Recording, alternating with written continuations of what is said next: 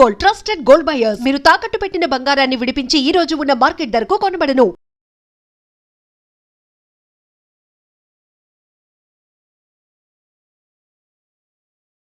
ప్రస్తుతం మనతో పాటు ఉన్నారు వేద పండితులు పవన్ కుమార్ శర్మ గారు. ఇప్పుడు వారితో మాట్లాడి మరిన్ని విషయాలు తెలుసుకుందాం. నమస్కారం అండి. నమస్కారం. మనకు ఆషాఢ మాస ప్రారంభ రోజుల్లోనే వారాహి నవరాత్రులు కూడా రాబోతున్నాయి. అయితే ప్రత్యేకించి వారాహి అమ్మవారి ఆరాధన అందరూ చేయడానికి పనికిరాదు అని చెప్తున్నారు.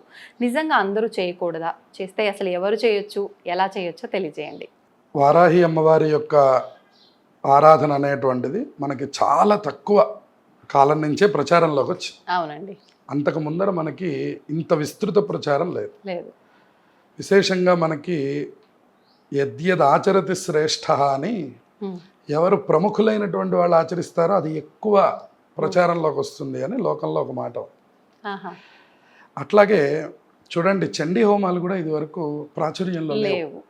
ఇప్పుడు మన పై తరం వాళ్ళ దగ్గరికి వెళ్ళి మీరు చండీ హోమం ఎప్పుడైనా చేశారా అంటే మాకు తెలియదు అని చెప్తారు. ఎవరో అంటే గొప్ప గొప్ప చాలా అరుదుగా, అంటే దసరాల్లో అటువంటి ముఖ్య రోజుల్లో తప్ప. ఇప్పుడు మనకి నిత్యకృత్యంలో కూడా చండీ హోమాలు జరుగుతున్నాయి.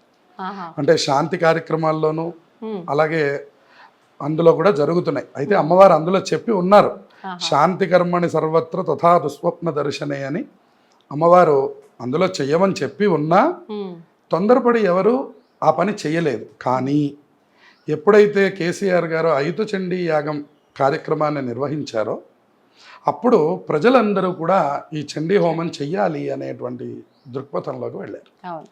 అట్లాగే వారాహి అమ్మవారి యొక్క ఆరాధన కూడా గతంలో మన పవన్ కళ్యాణ్ గారు ఆచరించడం, దాని ద్వారా వారు తగినటువంటి ఫలితాన్ని పొంది ఉత్తమమైనటువంటి మార్గంలో వాళ్ళు వెళుతూ ఉండడం గమనించినటువంటి వాళ్ళందరూ ఇప్పుడు మళ్ళీ మనం వారాహి అనేటటువంటిది ఒక లోకంలోకి ప్రచారంలోకి వచ్చాం. అయితే ఈ దేవతలందరినీ ఉగ్రదేవతలు, తాంత్రిక దేవతలు అని పిలుస్తారు. వారాహి, శ్యామల ఇత్యాది నవరాత్రుల్ని గుప్త నవరాత్రులు అన్నారు. కానీ మనం అందరం ఆ మాట చెప్తున్నాం, కానీ అసలు గుప్తం అనే మాట వదిలేస్తున్నాం. గుప్తం అంటే అర్థం సీక్రెట్ అని అర్థం. అది గోప్యం, అది రహస్యంగా ఉండాలి.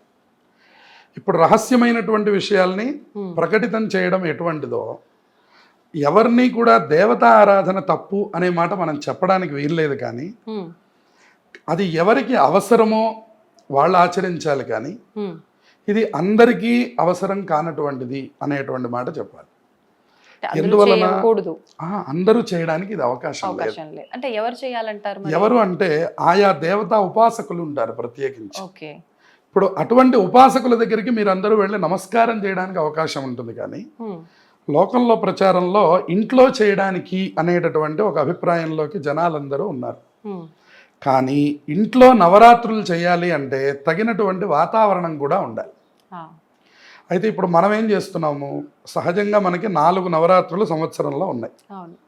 ఏమేమిటి? ముందు చైత్రమాసంలో వచ్చే వసంత నవరాత్రులు, ఆషాఢ మాసంలో వచ్చేటువంటి వారాహి నవరాత్రులు, ఆశ్వీజ మాసంలో వచ్చేటువంటి దేవీ నవరాత్రులు, శరన్నవరాత్రులు అంటారు. అట్లాగే మాఘమాసం ప్రారంభంలో వచ్చేటువంటి శ్యామలా నవరాత్రులు. ఇవి 4 ఉన్నాయి. ఇందులో 2 గోప్యము, 2 ప్రకటితము అన్నారు. శ్యామల, వారాహి గోప్యంగా జరగాలి. చైత్రమాసము, ఆశ్వీజ మాసము ప్రకటితంగా జరగాలి. ఇవాళ మనం దేవీ నవరాత్రులు ఇంట్లో చేస్తున్నామండి అని అనడం చాలా అరుదుగా కనబడుతుంది. కానీ దేవీ నవరాత్రులు చెయ్యని వాళ్ళు వారాహి నవరాత్రులు చేస్తాను అనడం అది కొంత ఇబ్బందికరమైనటువంటి సన్నివేశం. ఎందువలన? లలిత ఆరాధన లేకుండా మీరు వారాహి అమ్మవారి ఆరాధన కనుక చేసినట్లయితే ఒక్కొక్కసారి మనకి ఇబ్బందులు కలిగేటువంటి అవకాశాలు కూడా ఉంటాయి. అయితే దేవతా ఉపాసన అసలు ఎక్కడైనా ఇబ్బందులు కలిగిస్తుందా అండి అనే ప్రశ్న కలగవచ్చు.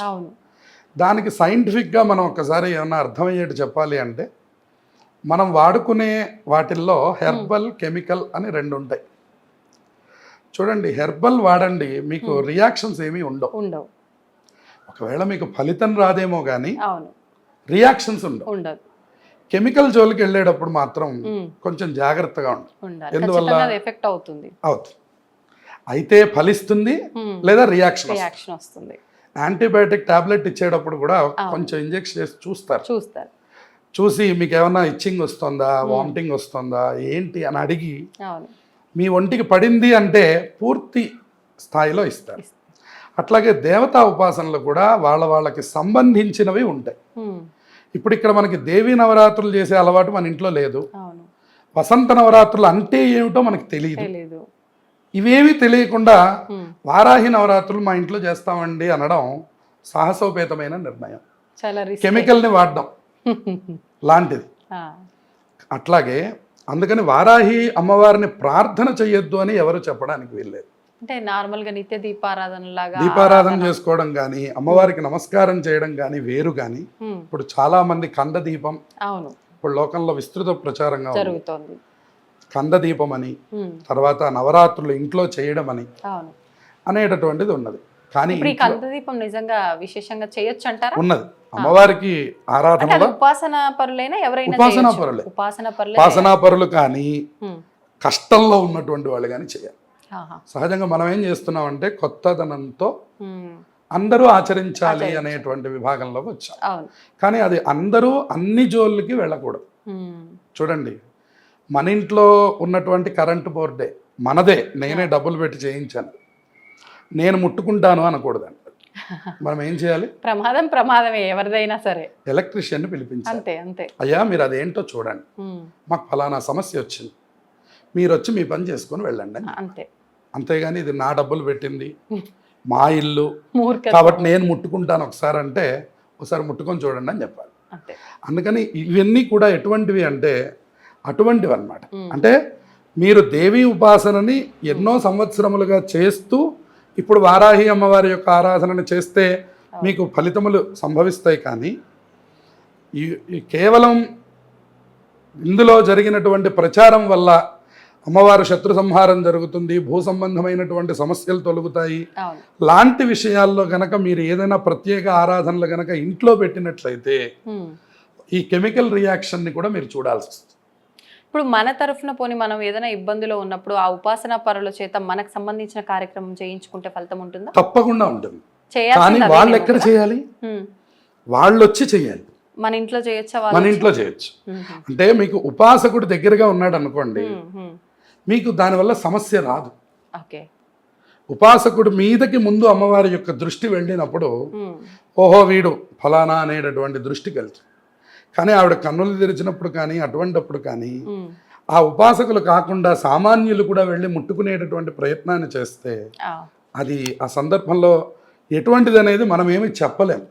ఈ రియాక్షన్ ఎటువంటిది, ఖచ్చితంగా ఇలాగే వస్తుందనో లేదా మీరు భయపెడుతున్నారనో, చేసేటటువంటి వాళ్ళని కూడా మీరు భయపెడుతున్నారు అని లోకంలో అనిపిస్తుంది. కానీ ఇది భయపెట్టడం కాదు, ఉన్న సత్యం మనం మాట్లాడుకోకపోతే ఇబ్బందులు ఎదుర్కొనేటప్పుడు కూడా అటువంటి స్థితే ఉంటుంది. కాబట్టి ఇబ్బందికర పరిస్థితుల్లో మనం పడడం కంటే ఊరుకున్నంత ఉత్తమం లేదు అని మనకి ఉన్నది. కాబట్టి మనకి మౌనంగా అమ్మవారికి ఆరాధన చేయవలసిన పనే లేదు. ఇప్పుడు అసలు ఒకవేళ ఆరాధన చేయాలన్నా ఇది రాత్రి సమయంలో చేయాలి అని ఇది తప్పకుండా అసలు దీనికి ఎన్ని నియమాలు ఉన్నాయి. ఇది ఆ ఉపాసకులు కూడా ఎట్లా చేస్తారు, ఉదయం నుంచి 6 గంటల వరకు ఉపవాసం ఉండాలి. 6 గంటల తర్వాత అంటే సూర్యాస్తమయం అయ్యాక చీకటి పడినటువంటి తర్వాత ఇంకా 6 to 9 అంటున్నారు. కానీ ఉపాసకులు అది కూడా ఒప్పుకోరు, 8 గంటలకి ప్రారంభం. ఎందుకంటే కంచి పరమాచార్య స్వామి వారు చెప్పిన మాట ఏమిటంటే రాత్రి దేవతలు అంటారు వీళ్ళని. అందుకనే మీకు కాశీలో కూడా వారాహి అమ్మవారు క్షేత్రపాలకురాలు ఆవిడ. ఆవిడకి రాత్రి సందర్భమైనటువంటి యొక్క పూజలు కార్యక్రమాలు జరుగుతాయి. అందుకని దర్శనం కూడా మీకు డైరెక్ట్గా జరగదు. కాశీలో కూడా మీరు వెళితే ఇలా మీరు వెళ్ళి విగ్రహం ముందర నుంచోలేరు. అంత శక్తి స్వరూపిణి అమ్మవారు. ఆవిడ దండనాయకి లలిత అమ్మవారికి. ఆవిడేమో మంత్రిని, ఈవిడ దండనాయకి. మంత్రిని ఎవరు? శ్యామల. దండనాయకి ఎవరు? వారాహి. వీళ్ళిద్దరూ అమ్మవారి యొక్క శక్తులు. ఇప్పుడు ముఖ్యమైనటువంటి యొక్క దేవతను కలిసేటప్పుడు అసలు లలితా సహస్రనామం గనక మీరు చదువుకున్నట్లయితే అసలు మళ్ళీ ప్రత్యేక వారాహి ఆరాధన చేయవలసిన అవసరం మీకు లేదు. మీరు వారాహి అమ్మవారి చిత్రపటం పెట్టుకున్నా కూడా సామాన్య గృహిణులకి మనం ఇచ్చేటటువంటి సూచన ఏమిటి అంటే మీరు పెట్టుకోవడం వారాహి అమ్మవారి యొక్క చిత్రపటాన్నే పెట్టుకోండి. ఆవు నేతితో దీపారాధన చేయండి. సహజంగా వారాహి అమ్మవారి యొక్క చిత్రపటాన్ని వారాహి ఉపాసనలో విప్ప నూనె వాడతారు, విప్ప నూనె. ఆ, కానీ ఆ ఉపాసన లేనటువంటి వాళ్ళు ఆ దీపారాధన చేయడాన్ని పెద్దలు అంగీకరించలేదు.